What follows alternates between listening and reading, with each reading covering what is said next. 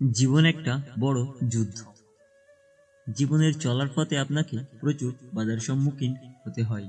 প্রতিটি মানুষকেই বাধার সম্মুখীন হতে হয়, কিন্তু সেই সব বাধা বিপত্তিকে পিছনে সরিয়ে দিয়ে নিজেদের জীবনকে এগিয়ে নিয়ে যাওয়াটাই একটা বড় ব্যাপার। এই সময় আপনাকে সেই প্রতিকূল পরিবেশ থেকেই রক্ষা পেতে সাহায্য করবে শ্রীকৃষ্ণের বেশ কিছু বাণী। এই বাণীগুলি আপনার জীবনে এগিয়ে নিয়ে যাওয়ার প্রেরণা যোগাবে।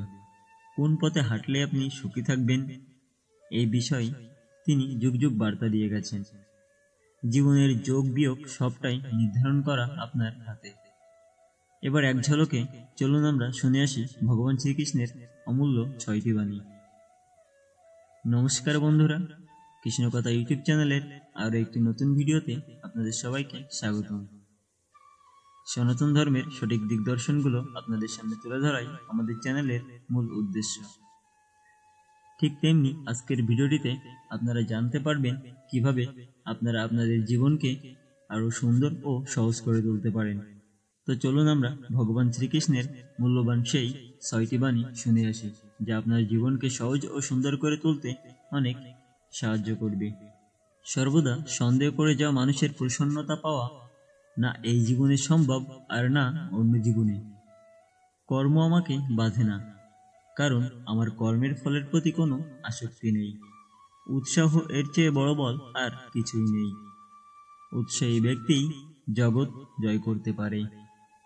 সময় কখনো মানুষের নির্দেশিত পথে চলে না, মানুষকে সময়ের নির্দেশিত পথে চলতে হয়। ক্রোধ থেকে প্রত্যাশার বা প্রতিশোধের জন্ম হয়, আর ধর্ম থেকে ন্যায় জন্ম হয়। তোমার জীবনেও যদি এমন সময় আসে যখন তোমার উপর কোনো অন্যায় হয়, তবে ন্যায় করার পূর্বে নিজের ক্রোধের উপর অঙ্কুশ অবশ্যই রেখো।